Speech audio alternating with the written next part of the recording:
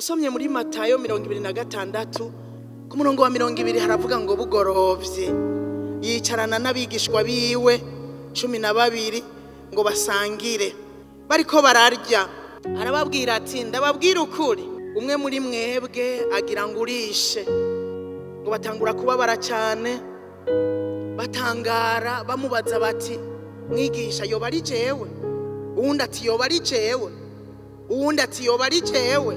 Ariko arabishura ngo uwo duhurije amaboko mu mubehe niwe agira ngo urishe. Aravuga ngo aravumwe uwo muntu agira gurisha umwana w'umuntu, ngo cyari kumubera ciza nuko atovutse. Batavuza ayo majambo yose na Yuda carataruka acaramubaza ngo ni jewe kamwigisha? Uburyaharya harahanditse muri Bibiliya ngo uburyaharya siko gutungana. Arabizi ko ari we, arabizi ko udufaranga yamaze kutwakira, arabizi neza yuko umugambi bawugiye n'abafarisayo n'abasadukayo n'abanyabwenge b'ivyanditswe, arabizi neza. Kandi Yesu ahejeje kubivuga ngo uwo duhurije amaboko rimwe mu mubehe nawe yari Yuda. Ariko uburyarya ni bubi, ariko kubwo uburyarya carivugisha ngo none ngo ni jewe ngamwigisha. Acaramubwira ngo uravyivugiye.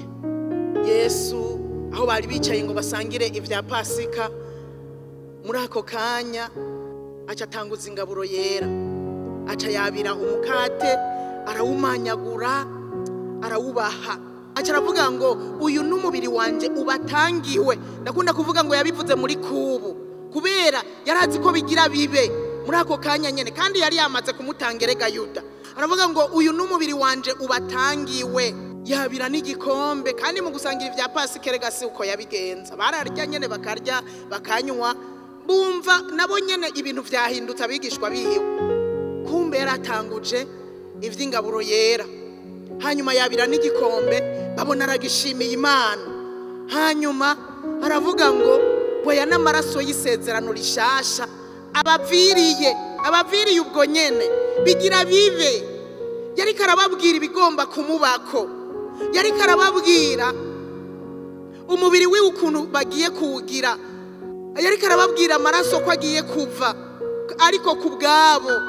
Ku murongo wa 29 arababwira ati atariko ndababwira yuko uhereye ubu ntazokongera kunywa kuri izi nzabibu gushitsa kuri wa musi nzosangirira namwe umutobe wazo mushasha mu bwami bwo mwijuru.